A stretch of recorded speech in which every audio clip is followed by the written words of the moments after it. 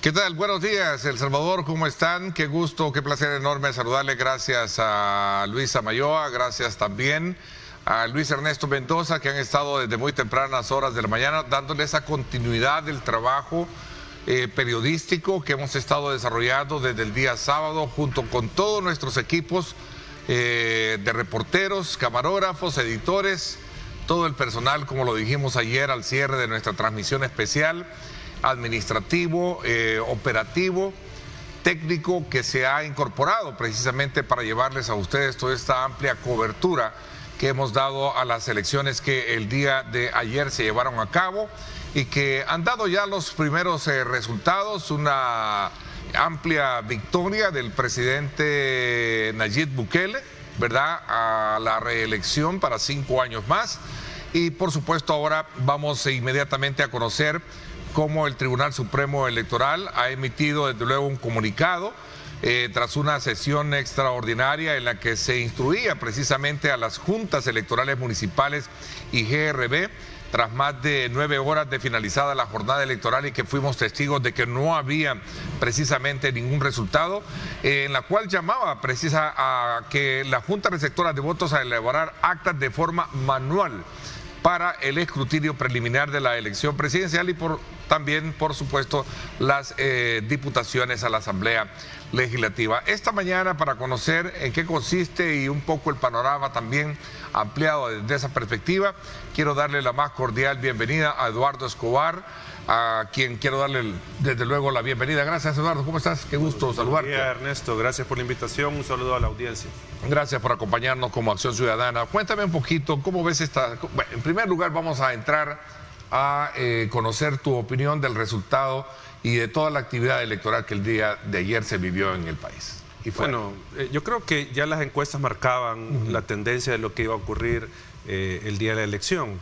Tal vez siempre había la expectativa de alguna sorpresa, entre comillas, en cuanto a la votación presidencial. O sea, tal vez algún partido de oposición sacar un poco más de votos, tal vez eso era lo que se esperaba. En el tema de diputados todavía no se ve claro cómo está el resultado, al menos yo no tengo datos, pero pareciera que la tendencia es similar a la presidencial, o sea que el partido Nuevas Ideas gana. Entonces, no hay sorpresa, porque eso es lo que había perdido este proceso electoral, la incertidumbre del resultado. O sea, ya no estábamos en esa situación de qué es lo que va a pasar, sino que ya estaba claro pues de que iba a ganar el Partido Nuevas Ideas. Entonces, solo se consolidó el resultado. Eso podría comentar de los resultados, Ernesto. Podemos hablar también del discurso del presidente y todo esto, que creo que lo vamos a hacer. Claro, por supuesto. Sí, lo que quería un poquito es tener elementos de juicio que nos permita, interpretar lo que el día de ayer se llevó y se plasmó precisamente en las urnas. ¿Qué piensas tú de esta instrucción a la Junta Receptora para elaborar actas de forma manual? ¿Qué es eso? ¿Podrías darnos una mayor explicación para entender y comprender? Porque sobre esa base podría cualquiera estar diciendo, bueno, ¿y por qué?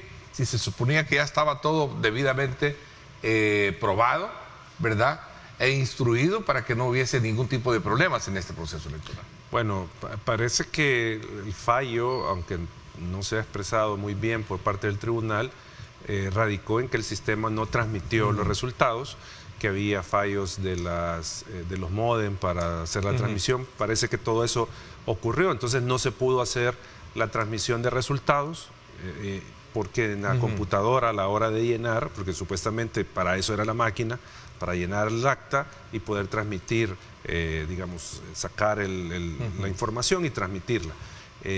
Pero falló eso. Entonces el tribunal lo que dijo es, comiencen a llenar las actas de forma manual, o sea, tienen el escrutinio, llenen el acta manual y eso es lo que se va a mandar, eso es lo que tiene que mandar la Junta Receptora de Votos. Pero, esperaríamos una explicación con mayor detalle del tribunal de qué específicamente qué fue lo que falló. Ayer en la noche solo me recordaba cuando en 2015 pasó algo similar, que no se pudo difundir los resultados, que habían problemas para dar a conocer los resultados. Entonces fue algo así ayer en la noche y que no sé si ya se solventó a esta hora, porque yo he leído de algunas mesas que todavía están escrutando, o sea, que no pudieron mandar el resultado. Algunos decían que se duplicaban las actas, etcétera. O sea, había una serie de problemas que creo yo que, digo, hay que solventarlos y el tribunal tiene que dar, digamos, la explicación correspondiente. Hasta el momento, yo no he visto una queja formal, digamos, de algún partido político que esté diciendo, pues bueno, aquí hay algo raro, o sea, porque también eso creo que... ¿Y eso te dice algo desde el punto de vista de aceptar entonces el resultado? Yo creo que sí, o sea, si algún partido estuviese emitiendo alguna queja, uno podría pensar, bueno, hay algo, ¿verdad? O sea, pero recordemos que todos los partidos tienen las actas de los resultados, entonces ya han hecho sus números y tal vez no... A lo mejor cuadran con eso. Cuadran con eso, entonces por eso es que no se ve, digamos, una queja, porque si tuviéramos a todos los partidos de oposición que compitieran en la presidencial con, digamos, más allá de alguna queja en redes sociales, pero digo, algo... Bueno, de hecho, algunos partidos de Arena, creo que el día de ayer, casi al filo del cierre de las urnas, estaba dando una conferencia de prensa en la cual denunciaba de algunas cosas o anormalidades que se generaron durante el proceso, ¿no? Claro, pero eso es normal. Sí, pero digo... Pero no es poner en tela de juicio el resultado. Sí, o sea, yo no veo eso todavía. Tú no lo ves, ¿okay? Por parte de los se dio partidos. Un proceso, digamos, el resultado es inminente en ese Sí, lo que decían las encuestas y como digo, un indicador es la reacción de los partidos de oposición. O sea, si los tuviéramos con denuncias, digamos, más formales, con comunicados, conferencias, señalando de que este problema está alterando el resultado, entonces ahí sí, ¿verdad? Habría que poner las alertas, pero no veo eso. O sea, veo que los partidos están, digamos, de hecho, el candidato presidencial de Arena salió en la noche en una entrevista con CNN, pues diciendo que lo que tenía que hacer el partido era repensarse y todo esto. O sea, no mencionaban nada de, mire, está pasando un fraude. O sea, fraude, nada. Pero no quiero tampoco minimizar la situación, o sea, de que no tuvimos resultados, de que no se han podido transmitir resultados, que falló el sistema. O sea, eso, digo, no quiero minimizar la situación, pero pareciera a esta hora que no implica una alteración de resultado, que eso sería lo grave. Ok, elaborar actas de forma manual no tampoco es para decir que entonces ha sido un fracaso el sistema. O sea, el de transmisión y todo eso sí. O sea, porque tú vas a tener que... Pero tampoco para pensar que ahí hay algo anómalo desde el punto de vista de lo que estamos hablando, ¿no? Sí, que dejarlo bien en claro para evitar cualquier tipo de especulación. Yo pensaría que no, por la reacción de la oposición. O sea, si la oposición estuviese más beligerante, haciendo denuncias con los observadores, con las misiones de observación u otro tipo de medidas, pues uno podría pensar, ahí está pasando algo con el resultado. Entonces estamos claros en ese análisis que tú nos estás dando. Quisiera entrar ahora a examinar algunos aspectos elementales para después leer la parte desafiante para el nuevo gobierno con esta nueva aval del soberano, así como también de la configuración misma de la Asamblea Legislativa según las proyecciones preliminares que se puedan tener desde ese punto de vista. Vayámonos un poco al discurso, como tú lo decías, de lo que planteaba el presidente. ¿Cuáles son los elementos de juicio que a tu criterio tú ves que son elementales para poder analizarlos esta mañana? Bueno, en primer lugar creo que fue un discurso bastante beligerante. O sea, no fue un discurso, digamos, llamando a la unidad, llamando a las fuerzas vivas del país a que se trabaje en conjunto, sino que fue bastante de choque. En primer lugar, fue, como digo, beligerante el gobierno. Y ahí ya, digamos, ratifica de nuevo, una vez más, quiénes van a ser los enemigos de su gestión gubernamental y que lo que ellos convierten en enemigos del pueblo. Que él se refirió insistentemente a la prensa internacional y ONGs de derechos humanos, todo esto. O sea, eso fue como ya lo había dicho antes, o sea, no es nuevo, pero lo ratificó en su discurso de victoria, de que estos son los enemigos, estos son los que no quieren que el país prospere, etcétera. Y de hecho, así hizo mucha alusión a la entrevista que le hizo un periodista del País. porque siempre este gobierno, aunque diga que no, pero no le gusta que le señalen que está rompiendo el proceso democrático, no le gusta que se le haga una comparación con una dictadura. Entonces, ese es un primer elemento. ¿Quién es el enemigo? Porque ahora ya no puede decir que los partidos de oposición, ya no lo puede decir. O sea, ni en la anterior legislatura podría decir eso. O sea, tenían el control de todo. Entonces ahora es responsabilidad total, o ha sido desde hace más de 3 años responsabilidad total del presidente y su partido, el que el país salga adelante o no. O sea, aquí ya no hay que le vamos a echar la culpa a la sala, que le vamos a echar la culpa al fiscal, que a los partidos, que a la asamblea. No, ellos tienen el control. Ese es un elemento del discurso, Ernesto. Por primera vez dijo, planteaban también un partido único en un proceso democrático. Yo creo que no, lo que hablábamos el sábado, yo creo que no van a desaparecer el resto de partidos. ¿No lo ves así desde ese punto de vista? No, que no van a tener representación legislativa, como lo planteábamos, no sé si te recuerdas, Ernesto, en la noche del sábado, que los partidos políticos no creemos que desaparezcan. Bueno, de hecho Arena y el FMLN han sacado 100.000 votos o algo así. Recordemos, hay que ver la legislativa, la estadística. Hay que ver la legislativa para ver si pasa de los 50.000 votos, que eso es como la cuota que debe de pasar. Entonces, sí, va a quedar obviamente un partido que probablemente gobierne absolutamente todo, pero los partidos de oposición no desaparecen, aunque, digo, no tengan representación en el gobierno. Eso es un aspecto. Lo otro, Ernesto, que creo que también es importante... Acotar siempre, vamos a hilvanar un poco el discurso, porque yo creo que son elementos que están, digamos, paralelamente ahí colocados sobre ese escenario. El discurso, junto con la beligerancia que yo comento, no habla de futuro.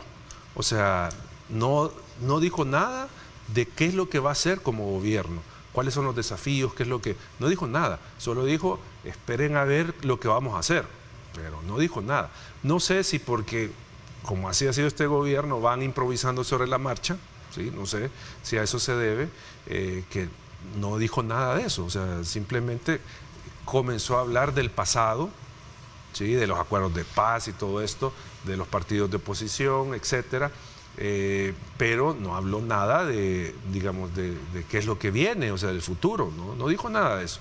Ese es un aspecto. Lo otro, Ernesto, también que fue una tergiversación obscena de la historia de nuestro país. Ese discurso tergiversa unas cosas, las plantea en un contexto, o sea, simplificado, pero tan, tan obsceno, pues yo no le puedo decir de otra manera, esa tergiversación que dio de las cosas cuando habló en su discurso el presidente. Creo que esos son algunos de los elementos que se podrían señalar del discurso del presidente el día de ayer. Ahora, ¿cuál es entonces, a tu criterio, este nuevo factor de configuración que va a tener la Asamblea Legislativa? Dejando ya a un lado el discurso, que de alguna manera pues también trae como, si bien es cierto, no los resultados que nos puedan decir son tantos los números, pero ya sabemos por dónde va a andar digamos, la nueva configuración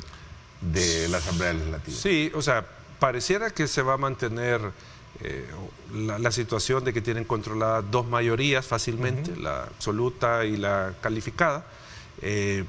Pareciera que también... O sea, digo, hay que tener los datos, pero pueden tener la supermayoría, los 3/4, o sea, van a tener eso, al menos. No sabemos si van a tener todos los diputados, o sea, digo, falta todavía que ver datos, pero, digamos... No podemos hablar de cómo queda entonces. Claro, todavía, creo que todavía no, sé pero... Si tenemos ahí cifras, producción para poderlas colocar y ponerlas... Aunque esto es preliminar. Sí, bueno, yo no vi de diputados. Pero son presidenciales también. Me sí, no hay de diputados, yo no he visto. Entonces no podemos ver realmente cómo quedó el mapa legislativo. Pero, o sea, sin duda, el arrastre del presidente en la elección presidencial puede tener un efecto en la legislativa, junto con las reformas electorales que hicieron, que beneficia al partido oficial, junto con el voto en el exterior, que todo viene para San Salvador, que puede beneficiar al partido oficial. Mira, y en esto de las presidenciales, esos 110.244 del FMLN, ¿cómo lo calificas tú? Alguien decía por ahí, bueno, eso es algo victorioso para el FMLN, que también en su momento se esperaba que no sacara mucho, ¿no? Es que yo creo que... ¿Qué piensas tú de esos números? Veámoslos así, si quieres, no sé si lo estás viendo sí, acá o también puedes verlo aquí en la parte atrás a tus espaldas, ¿no? Ernesto, yo lo primero que creo que hay que evaluar, pero todavía no tenemos todos los datos, es el nivel de asistencia a las urnas. O sea, eso todavía no sabemos cuánto participó. Sí. Yo no he escuchado un dato de que participó el 50%, el 60%, no sé cuánto participó. ¿Del total del padrón? Del total del padrón, porque si estuviésemos hablando de que votó menos del 50%, eso también decir de que todo el pueblo escogió, eso no es cierto, porque si estamos hablando de que solo participó el 50% del padrón y de ese 50% el presidente obtuvo un 70, 80%, porque no sé cuánto es lo que al final va a tener, parece que va a tener más, pero no estamos hablando de todo el padrón, estamos hablando de un porcentaje, o sea, cerca del 50%, pero no es la mayoría, o sea, total, del padrón en relación al padrón, ¿verdad? Pero digo, tendríamos que esperar datos de participación, a ver cuánta gente acudió a las urnas. Y lo otro, lo que hablábamos, o sea, tanto el FMLN como Arena, o sea, es un tanto difícil que no logren al menos 50.000 votos. O sea, pareciera ser que se van a mantener vigentes. ¿Qué piensas del resto?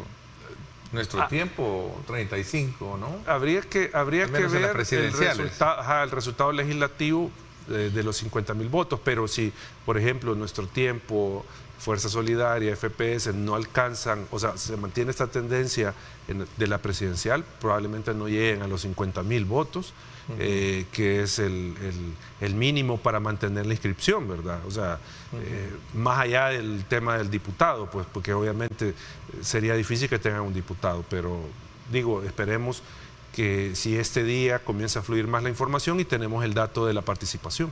¿Ya? Porque ese es otro dato importante, pues, cuánta gente participó. O sea, creo que me quieres decir de que conocer cuánto es el porcentaje que hubo de participación según el padrón electoral es un factor elemental a la hora de hacer un examen de esta naturaleza. Es un indicativo. Es un indicativo, ¿no? La gente, por decir algo, solo votó el 40% de la población, digamos, si ese fuese el caso. Ese es un indicativo de que la elección bajó en participación. En comparación con... a la anterior elección presidencial. Y que a pesar de tener la figura de Bukele, no logró motivar a la gente y que mucha gente probablemente rechazó el proceso electoral, no sabemos por cuáles razones, por desencanto, etcétera, y no acudió a las urnas. O sea, no fue a dar voto de castigo. Anterior, si tú me recuerdas? 53, creo que una cosa por ahí. Fueron 53% de la participación que hubo. O sea, habría que ver si se mantiene si bajó. Eso es un indicador, porque si bajó 10 puntos, la participación, por ejemplo, ese manda un mensaje también, o sea, manda un mensaje a los políticos, al presidente, que un 10% de la población pues no está de acuerdo y en lugar de ir a votar por la oposición no participó, o sea, no encontró en la oposición una alternativa. Pero habría que ver, como digo, esperemos que el tribunal solvente esto y la información fluya y pues ya a mediados del día ya tengamos participación electoral, ya tengamos más claro el escrutinio presidencial y más datos del legislativo. Ok, si regresemos un poquito para ver el tema de la configuración en la Asamblea Legislativa, que creo que es elemental que podamos saber qué es lo que puede darse. No sé, ¿tienes tú más o menos a tu experiencia, y voy a recurrir a ello, para poder decir de cuántos diputados entonces, aunque yo sé que es bien difícil porque no tenemos ni quizás una aproximación, pero tomando como punto de referencia estos datos presidenciales, ¿cómo entonces a tu criterio más o menos estaría quedando la Asamblea Legislativa?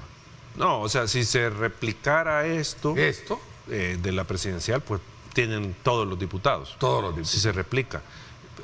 Probablemente, si se hubiese tenido la fórmula Jare, la que teníamos, la oposición hubiese ganado un par de diputados. Diferente, o sea, ¿no? Sí, sería Sin un embargo, panorama. Sid Gallup, ¿te recuerdas que salió poco al cierre de las... y dio cierta tendencia de lo que serían las diputaciones? Me imagino que con boca de urna. Con boca de urna, sacaron de hecho lo ese aclararon dato. muy bien. Pero Sí. en San Miguel estaban dando un diputado a la democracia cristiana. O sea, sí, es que por eso digo, Creo que Ernesto, habían 12, habría sí. que esperar como que se vean más los resultados para ver la distribución. Pero, como digo, si se replica la tendencia, pues vamos a tener la mayoría de los diputados de Nuevas Ideas. Junto, digo, el tema de la fórmula, porque hay que tener en mente la fórmula de distribución de diputados, que eso, sin duda, va a amplificar el alcance de la victoria de Nuevas Ideas. O sea, porque digo, si imaginémonos, tiene el 80% de los votos, pero con la fórmula puede llegar a tener, no el 80% de los curules, puede llegar a tener el 100% de los curules, pero es efecto de la fórmula. O sea, sin restar el apoyo que pueda tener el partido, pues, o sea, porque obviamente tiene un respaldo importante, pero la fórmula le termina de consolidar, digamos, el resultado. Ahora, bien, ¿qué es lo que entonces viene como parte desafiante en esa materia? Porque de alguna forma muchos han cuestionado la forma en cómo se ha hecho el trabajo legislativo. Ahora, aún más empoderado desde ese punto de vista, como se logra visualizar y tú lo haces, ¿qué podemos esperar para Bueno, no vamos a esperar mayores cambios? Mayores cambios, o sea, de que diga la Asamblea Legislativa, bueno, hoy sí vamos a tomar en cuenta otras voces para la toma de decisiones, vamos a generar debate legislativo, o sea, eso no va a pasar, ya, sino que al contrario, se van a sentir más envalentonados por el resultado y digo, el peligro es que piensen que tienen un cheque en blanco, porque eso es lo que fácilmente se puede pensar y de hecho yo creería que en realidad la gente sí le ha dado un cheque en blanco. O sea, la gente se ha desentendido porque si uno comienza a ver una serie de situaciones violaciones a derechos humanos con el régimen de excepción, cooptación del Estado, corrupción que se ha revelado por diferentes medios de comunicación, parece que eso a la gente le resbaló. O sea, no le importó que esto estuviese señalado. Obviamente tal vez no para quitarle el control que tienen, pero sí para tener, digamos, algún impacto en el trabajo que ellos están desarrollando y ajustar. ¿Tienes tú alguna impresión, tienes tú alguna noción del por qué se generó este fenómeno que me estás planteando? Yo creo que tiene varias lecturas. Varias lecturas. O sea, Partamos de lo que sí, tú sospechas, ¿no? es muy complicado, digamos, dar una razón, pero sí. Yo creo que... Pero si le dio el aval, ¿se lo dio para también? Hay varios factores para que la gente haya votado de esta manera. Uno, creo que tal vez el más simple es un cálculo racional. Es decir, ¿qué pierdo y qué gano al que se mantenga Bukele y su partido en el gobierno? Pero eso es un voto racional. No necesariamente. O sea, no necesariamente. O sea, no emocional. Sí, pero digo, en el fondo... Entonces falló esa tesis que planteaba. Yo no sé quién la estaba planteando, creo que... ¿Cuál? Es decir, que el salvadoreño vota más con el voto no, es que no. O sea, es una mezcla, o sea, porque sí. No podemos separar emociones de un mínimo de racionalidad. O sea, que la gente diga, le hayan despertado el temor, porque eso fue lo que hizo la campaña de Bukele, despertarle el temor, lo emocional, jugar con ese sentimiento. Y al mismo tiempo hacerle digamos, esa cuestión racional básica de, ok, si yo me voy, tú pierdes esto. Si yo me quedo, tú ganas esto. Entonces, digo, es tan básica